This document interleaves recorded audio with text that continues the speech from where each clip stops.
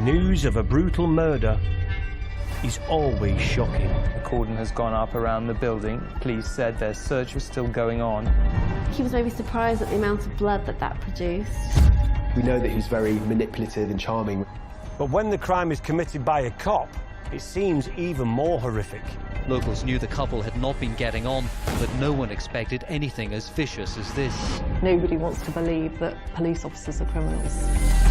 To die at the hands of the very people sworn to protect us is, for me, the ultimate betrayal of trust. This man has brought shame on the Met. He's got a very warped moral compass and probably has some sort of power trip, a lust for power. In his mind, he probably thought, well, I'm a police officer, so I will get away with it. In this series, I'm going to unravel the outlandish plots, lies and deceit of officers who attempt to get away with murder.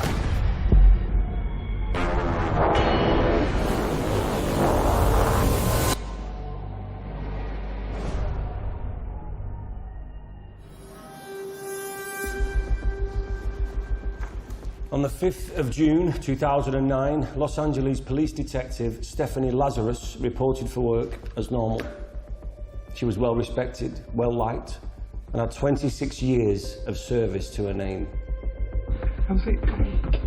But that day, her life and career would come crashing down. Her fellow detectives had laid a carefully constructed trap, and Stephanie was walking right into it. Because what she didn't know is that her colleagues had uncovered evidence of a murder that had been hidden for over 2 decades. Evidence that proved Stephanie Lazarus was a killer. These people are pointing at you for whatever reason. I don't know why. That's just crazy. I mean, that's absolutely crazy. To lead me through the investigation, I brought together a crack team of experts who will help me unravel what happened in this case and how the killer cop's training enabled her to cover up her crimes. Former top anti-corruption cop Julie Mackay, Serena Simmons, a leading psychologist, and former Met detective Howard Groves, who helped solve over 50 murders, are going to introduce me to some of the worst cases of killer coppers from around the world. Julie Mackay is a former detective superintendent that has spent a large part of her career dealing with police officers trying to get away with breaking the law. So if anyone can help me understand how the mind of a bad apple works, it's her. So this is Stephanie Lazarus. Yes, and as you can see, Stephanie was an LAPD police officer. She was working for Los Angeles Police Department. And this case is a really strange one because it actually goes back to 1986. And it started with a couple. The guy called John Rutten began a relationship with a lady called Sherry Rasmussen. We know that John and Sherry were really happy together. It was like a true love story. They were living together. They were both really successful in their own independent careers. So when was the crime committed? So on the 24th of February 1986, we know that John had gone to work as he always did. Sherry was still at home and he'd tried to ring her mid-morning. When she didn't answer, he rang again during the course of the day, but she still wasn't answering. Now, a neighbour noticed that the garage door was open and that Sherry's car was missing. There were some workmen nearby and they discovered a purse, which later was identified as belonging to Sherry, discarded outside on some grass. Of course, these things don't really become relevant until John gets home at 6 o'clock in the evening. And he sees that there's some broken glass. And when he goes into the house, he notices that the whole property has been ransacked. There's items thrown about the place, lamps that are broken. And as he goes through, then he makes that grim discovery of Sherry lying there with 3 gunshot wounds to her body. As well as the gunshot wounds, Sherry had an unusual bite mark on her arm. The crime scene had all the hallmarks of a burglary gone wrong, and the case was quickly shelved by the LAPD, with no suspects identified.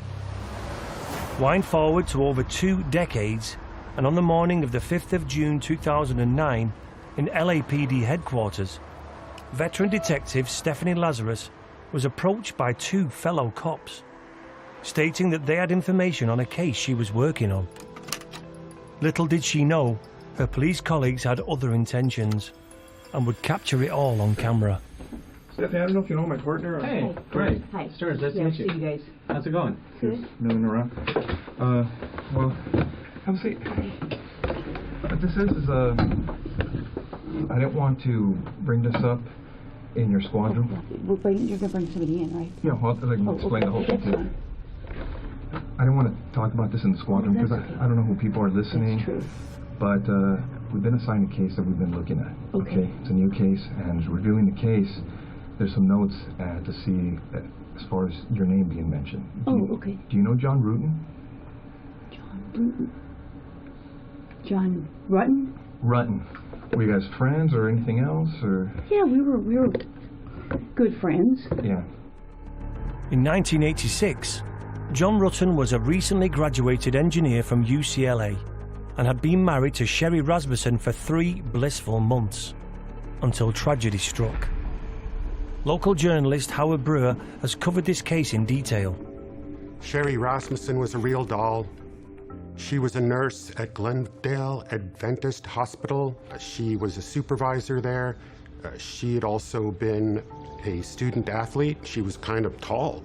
Sherry and John were crazy about each other from the moment they met at UCLA in 1984. John and Sherry lived in a condo in the middle of the San Fernando Valley, which is essentially a suburb of Los Angeles.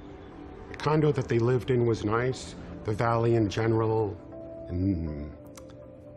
kind of average. There are some pockets of it that are fairly affluent and some pockets of it that are very much not.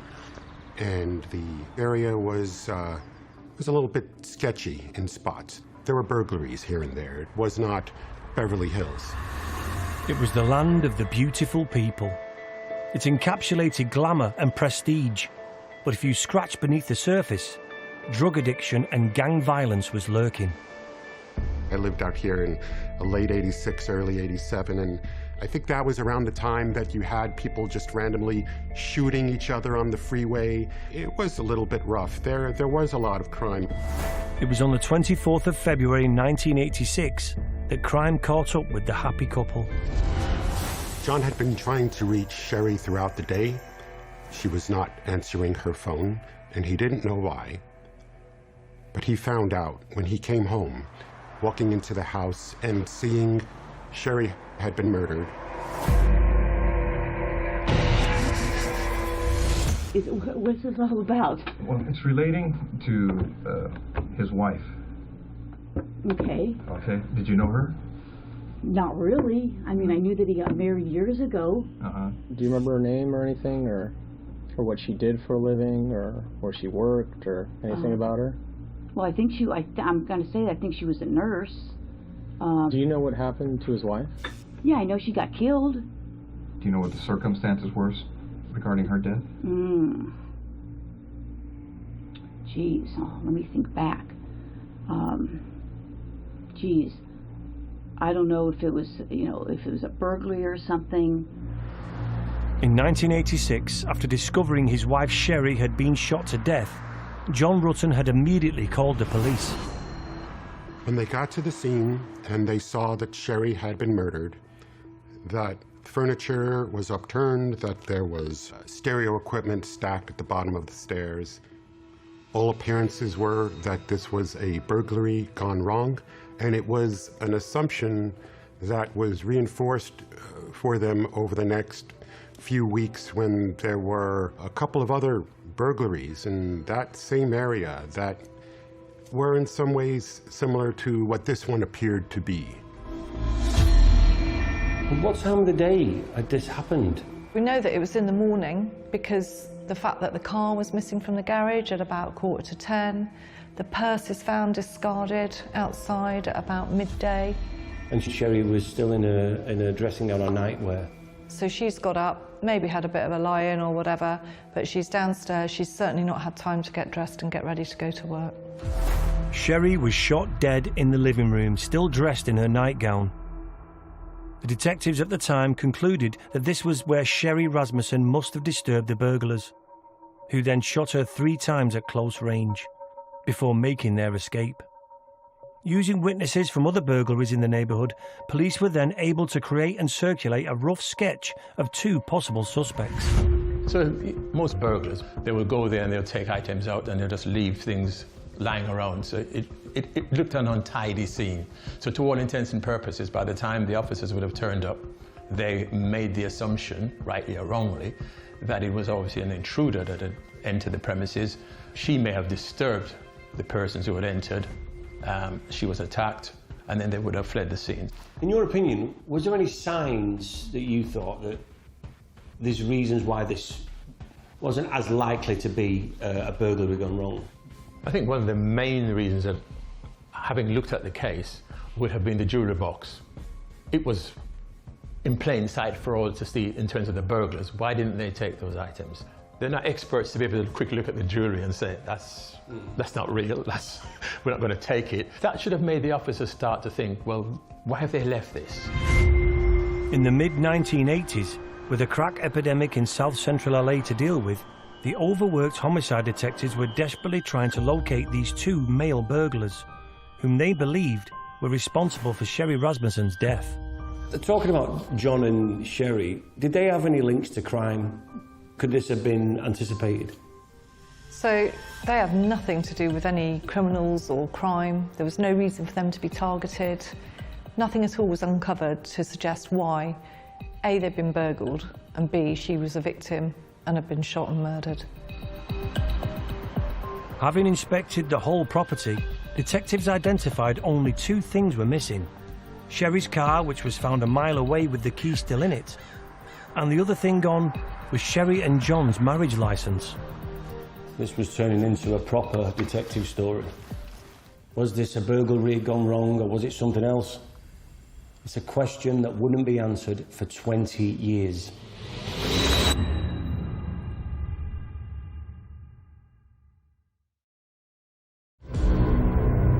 In February 1986, in Van Nuys, Los Angeles, the lifeless body of 29-year-old Sherry Rasmussen was found in her California home. She'd been shot 3 times in what looked like a burglary gone wrong by 2 unknown male suspects. But the murderer had left something on the body. When the forensic examiners were there in 1986, they discovered a bite mark on Sherry's arm. And they could say that happened about the time she was killed. The police officers worked the scene and gathered evidence, like the bullets found in or near Sherry Rasmussen, later identified being from a .38 caliber gun. To talk me through what other evidence was discovered, I've asked former crime scene investigator Alex Izzard for her insight. They looked at the whole scene, and although there was no forced entry, there was a lot of things pulled out and a lot of things looked like they were missing, and the car was gone. So straight away, they wouldn't automatically think it was a murder. But those bite marks on Sherry's arm warranted further investigation, even though DNA analysis was in its infancy at that stage. What gets left behind when someone bites is DNA. So straight away, thinking about how we can use this evidence. So a swab would have been taken quickly and stored in a freezer so that when further down the line, when the technology has advanced enough, we may be able to use it. If we're seeing a bite mark on an individual, it suggests that there was a bit of a personal contact, especially on that particular part of the arm. It would be wrapping around somebody, then biting it. It's an odd act. So a lot of times when you come across bite marks, you have to ask yourself the question, was it a struggle that was taking place between 2 people prior to her being shot, and Sherry is bitten at that point? That swab with DNA from the killer would be securely locked away for over 2 decades, ready for the cold case detectives to rediscover it. Despite biological evidence being found at the scene, the LAPD was struggling. DNA science was still in its early stages. Using it at a crime scene investigation was still just a pipe dream. A year after the murder, and despite the investigation uncovering DNA at the scene, bullets from the murder weapon, and appeals for new information, the case remained unsolved. Fast forward 23 years to June 2009, and LAPD detective Stephanie Lazarus is being asked questions about Sherry Rasmussen's husband, John Rutten, by fellow detectives. She reveals that she and John had at one time been close. Was there any relationship or anything that developed between you guys?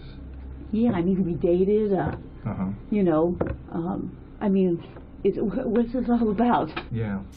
Well, let me see. Let me ask you. You said you dated John. How long did you guys date? I mean, well, are you guys, is this something, I mean, you said I was going to interview somebody about art, and how you guys are, here's you know, I don't understand why you're talking about some guy I dated a million years ago. Well, let me ask you, what ended the relationship between you and John?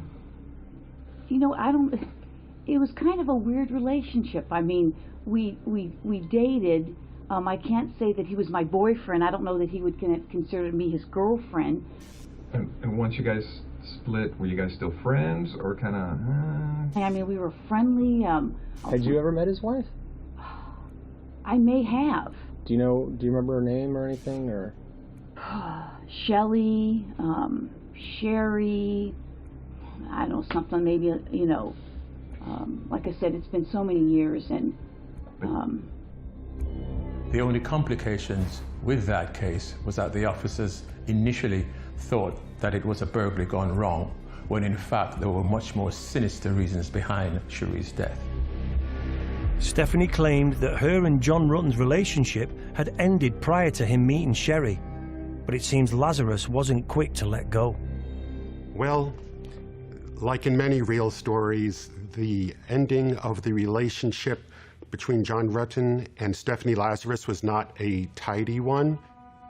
Stephanie tried to play it cool around John. But once she learned that John had gotten engaged to Sherry Rasmussen, she started to unravel.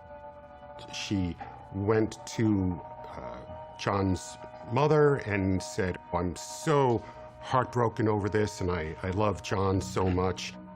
I would say Stephanie was interested in sleeping with John, and then using that as some kind of leverage to try to break up the couple.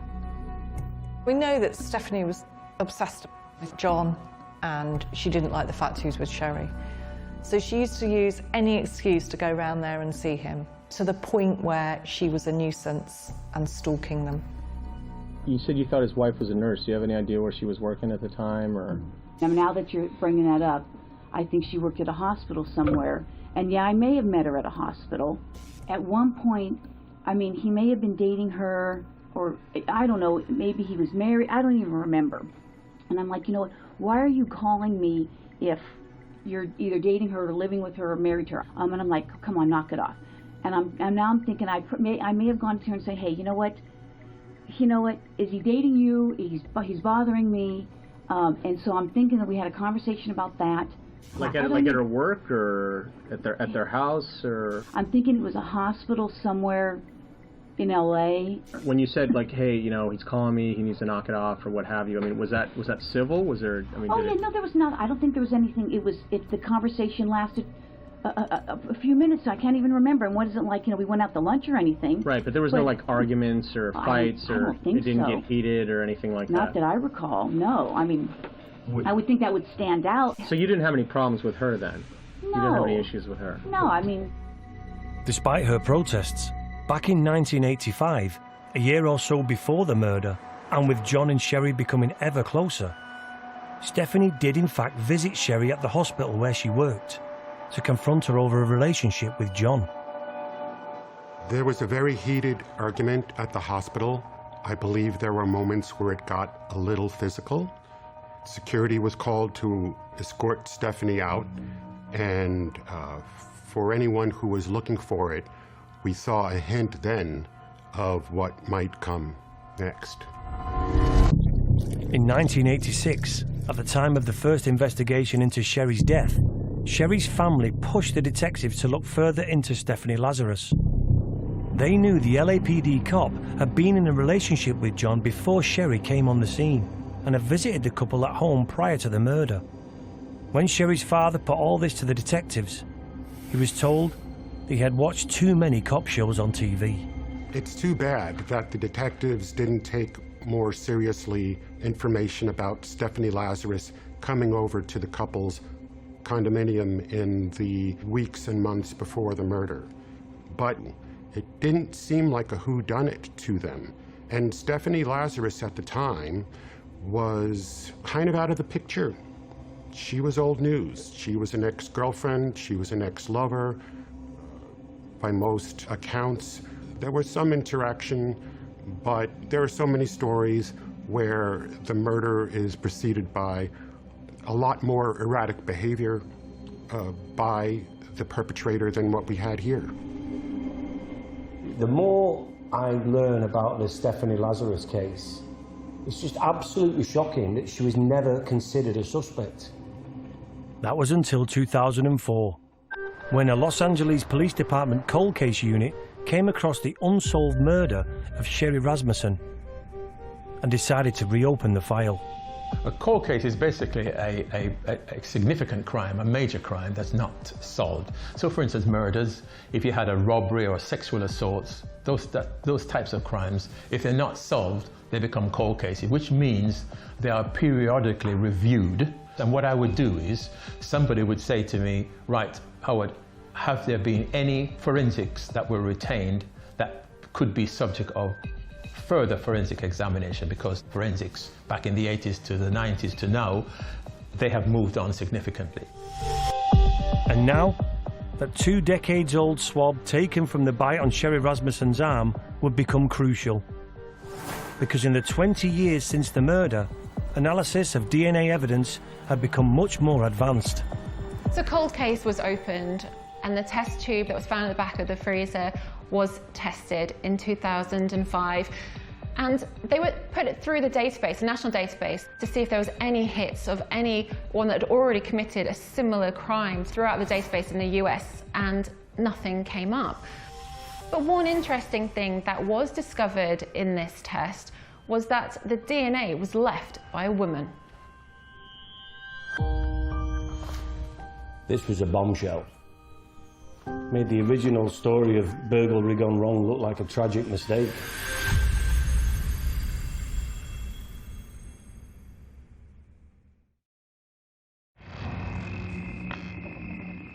LAPD detectives investigating the murder of Sherry Rasmussen in 1986 had finally made a breakthrough. Nearly 2 decades after the crime, in January 2005, DNA analysis of a bite mark on Sherry Rasmussen's arm confirmed that it had not been left by a male burglar disturbed in the act, as detectives had first thought, but by a woman. The original theory of a burglary gone wrong was beginning to unravel. There was no forced entry at the front door and the alarm was off, and it seems that Sherry was upstairs in her bedroom. There's 2 gunshots to the sliding doors. Somebody went up there to kill Sherry. They shot at her and they missed. There's even gun residue on her face, so that person must have been quite close to get those shots out. This image here is the bite mark on the arm of Sherry. She's there in her nightgown and there's a bite mark there. Quite possibly there was a bit of a struggle. And if Sherry's got her arm around the killer like that, trying to restrain her, perhaps she's seen the gun. Yeah. And then of course the killer bites her to get her to release it and then shoots her. The LAPD cold case investigators were now beginning to look at the entire crime scene through fresh eyes. The cold case detectives thought that the struggle started upstairs and then ultimately came downstairs where Sherry was killed. Interestingly, the stereo that looked like it was about to be taken out in a burglary and then they just abandoned it had an interesting mark on it, and it turned out to be Sherry's blood. How had Sherry's blood got to that stereo that was put there after Sherry was dead? And what's more, The bullets used to shoot Sherry Rasmussen were .38J plus P ammunition from a .38 caliber gun, standard issue for LAPD officers. My understanding is that they were issued only to LAPD officers. And even if you were an LAPD officer and you had a private weapon, you could only use those bullets in that firearm. When the cold case detectives took another look at the investigation files, they saw that Sherry Rasmussen's family all pointed the finger to one particular LAPD cop, Stephanie Lazarus, who, as well as her standard issue police firearm, also owned a second gun that matched the caliber of the murder weapon. And that weapon had conveniently disappeared. Stephanie Lazarus filed a police report in Santa Monica saying, hey, somebody broke into my car, stole my gun, and that way they could never connect that gun with the shooting. And Santa Monica PD, LAPD, they didn't like share information back in the 80s the way they do today. So it's like the investigators in the LAPD probably did not even have it on their radar that Lazarus reported a lost gun, 13 days after the murder, which in hindsight is one of the things that seems kind of shocking. But as a policewoman and later a police detective, she knew how to commit the perfect crime. More damningly still, when investigators re-looked at the case, they saw there had been reports from Rasmussen's family, friends and work colleagues of several instances of Stephanie showing up at Sherry's home and workplace unannounced. We had read the notes as far as from Sherry's friends saying you guys had problems or words, and they got heated. An incident at her work had occurred, and they've also told us that an incident at her house occurred. That's just not sounding familiar at all. And this is an incident where you showed up, you weren't supposed to show up, and things got heated. At his house? Yeah. That just doesn't sound familiar. Now you're saying not familiar because it's just something you remember, or it's just... you know what? I'd have to say I don't remember, because I don't remember. That doesn't sound familiar.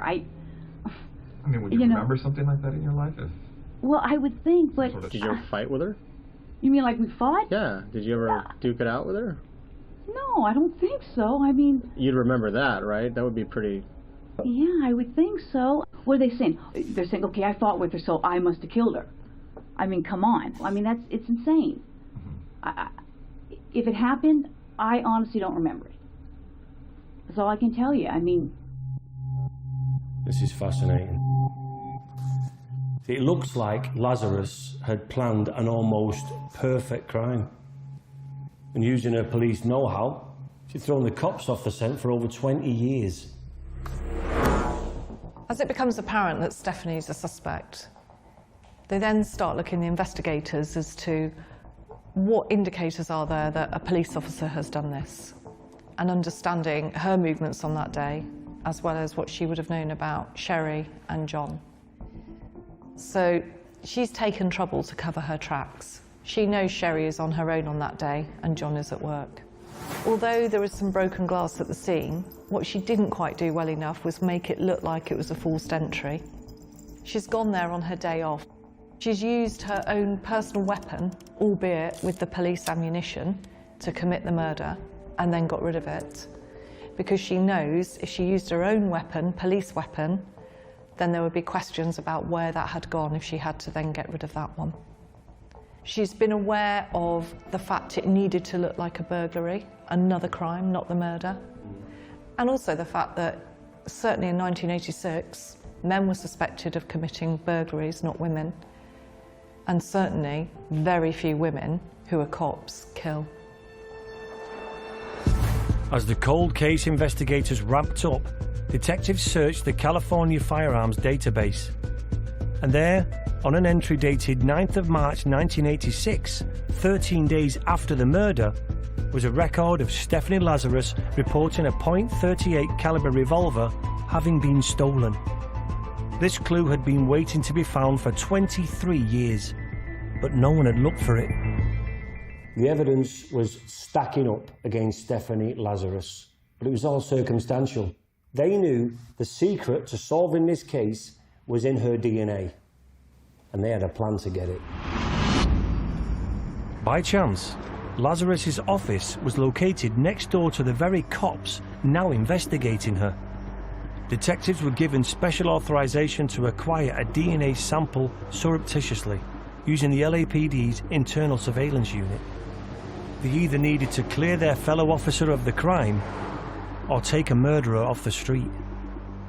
Investigators followed her to a big warehouse store, and Stephanie got a soda, and the detectives watched her throw the soda can in the garbage, and then they went over, they picked it out of the garbage, they grabbed the straw, and now they had their DNA evidence. Her saliva. They took this DNA evidence from the saliva, they compared it to the saliva from the bite mark, and finally, years later, they had a match. They knew who had killed Sherry Rasmussen. The DNA was a match for Stephanie Lazarus. The decision was made to get Lazarus into a secure area of the police building, an area where all visitors, even cops, were forced to hand over their weapons. They were taking no risks with their suspected murderer. I've asked psychologist Serena Simmons to talk me through the footage and what might be going through the mind of Lazarus as the interrogation progresses. She doesn't know why she's been brought in at this point, but it's all been done under a friendly guise of, can you just come in and we want to talk to you about the case. Now what's interesting here is that to go into this room she had to release her weapon, and that was one of the main reasons that she was asked to go into this particular space. But what we can see here is that the officers are very, very clever in terms of how they've approached this. They're very, very friendly in their demeanour. They don't seem to be of any threat to her. So she goes in very, very unaware of what's about to happen. And it's why they've really set the scene well for what they then go on to ask her.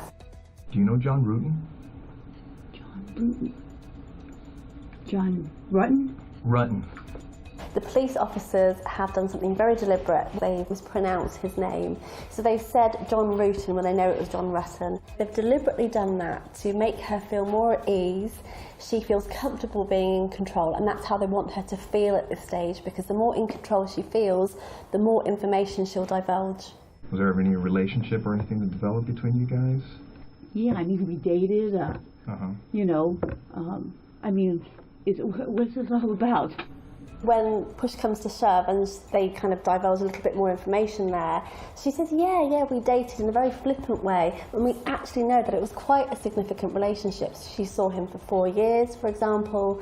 They would go on holiday together. So she's not really conveying the significance of their relationship, so she's deliberately withholding the truth. Do you know what happened to his wife? Yeah, I know she got killed. So this is the first time that there's reference to Sherry being killed, and this is the first time that Stephanie verbalises for herself the fact that she knew she was murdered.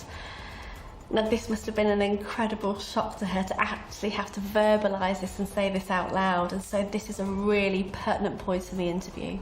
I mean, if you guys are claiming that I'm a suspect, then, you know, I got a problem with, you know, with that. Okay. Okay?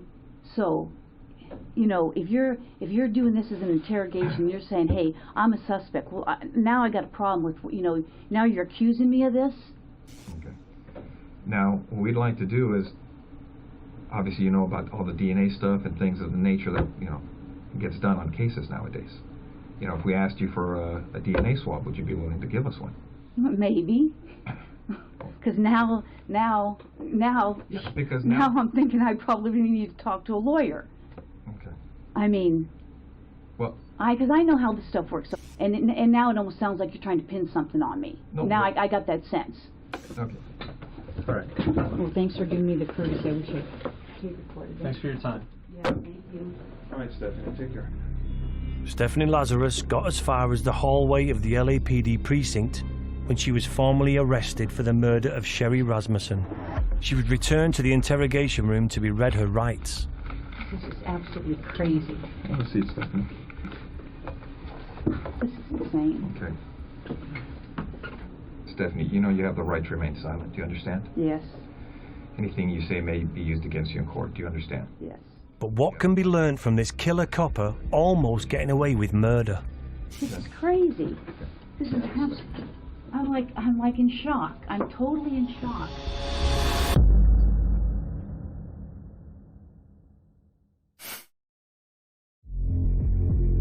Over 2 decades later, damning DNA evidence discovered in a bite mark on Sherry Rasmussen's arm was matched to Stephanie Lazarus.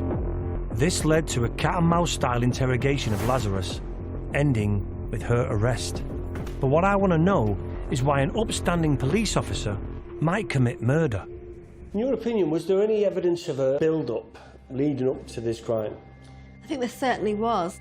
John Rutten was her partner, so she dated him when she was in college. They dated for a few years, and what we know is that their relationship was kind of on and off at the time. And it was during kind of one of those periods that they were dating that John picked up another relationship with Sherry, and Lazarus found out about this relationship, but nothing really happened at that point on the surface. But I think that's really when things started to kind of bubble beneath the surface, really, in terms of her kind of desires for John and kind of wanting to keep him to herself.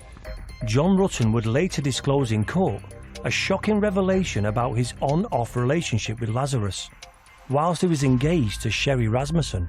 Lazarus went and actually asked John to not go ahead and marry Sherry, but also to sleep with her one last time, which John actually did. And really, for someone of Lazarus's mindset, this is someone who is feeling abandoned and trying to retain that relationship. So that would have really given her a sense of hope that really there's something still here, he might still want me, and that would really reduce her feelings of rejection. For Lazarus, I believe that the murder she committed was completely functional. She saw Sherry as a threat. She felt like she owned John, and she felt that deep sense of rejection and abandonment when he got together with her. Is this jealousy the motive? Yeah, so when women do kill, typically in these situations, it is for the reasons you've said, so acts of jealousy. Sometimes it's for financial gain. Once she'd got rid of the person who she felt was a threat, which was Sherry, a lot of that upset, I imagine, dissipated for her, because this isn't someone who's committing murder over and over again. This was a functional act. So I think that after she got away with that, she would have felt a deep, deep sense of relief. Stephanie Lazarus had worked as a diligent and well-liked cop for decades, and had progressed from a beat cop driving a patrol car to become a highly respected detective in the LAPD's art fraud department. But now, all that was in tatters. Thanks to the DNA evidence discovered on Sherry Rasmussen's body, Stephanie Lazarus was about to face justice. This case is a perfect example of how far we've come with technology. When this incident occurred in 1986, surprisingly, it wouldn't be that long until the very first case of DNA fingerprinting, as it was called then, was used in a court case, but it would be years until it was used regularly enough. Now, coming so far forward, we can exactly pinpoint the suspect with millions and quadrillions of chances that it could be someone else. And even though this piece of evidence was found in the freezer and it could have been deteriorating, we now know that that's not the case because of how far we've come with technology and science. All we need is the smallest drop of DNA that we can actually find the suspect. Stephanie Lazarus finally went on trial in March 2012, over a quarter of a century after she'd murdered Sherry Rasmussen. Despite the overwhelming case against her, she pled not guilty. So, what would her mental state have been living with the fact that she knew what she'd done? When we look at Lazarus's behaviour over the years after the event, she goes back into kind of the normal ebb and flow of life. So she starts another relationship over time, she starts to rise in the ranks of the police. So she seemingly is able to compartmentalise that part of her life. That's something that I did, no one knows about it, no one has to know. In March 2012, Stephanie Lazarus was found guilty of the murder of Sherry Rasmussen. It only took the jury about a day to convict Stephanie of first-degree murder. She was sentenced to 27 years to life in prison and will remain behind bars for, I believe, at least another 12 years before she's eligible for parole. It's 2034, something like that. The sentence handed down to the disgraced cop was the maximum that could be given under California state law and reflected the 23 years of deceit that allowed Lazarus to almost get away with murder. So Stephanie got 27 years. When it comes to sentencing for murder, is there a difference between the UK and America in their sentencing and how long you get for murder? Is there a difference? Yeah, so the UK's got really strict sentencing guidelines that the judges have to adhere to, and there's all sorts of things that can influence extending it, aggravating factors. The US, as we see in the news, is completely left afield, and often they give sentences that are clearly going to be far longer than anybody can ever live. And they too will have their sentencing guidelines, but they are a lot longer than the ones that are ever given out in the UK. But the question remains, why did it take so long to bring this police officer to justice? There have been many unsubstantiated rumours over the years, one being negligence by the LAPD detectives in 1986, all too keen to ignore the evidence which pointed to one of their own.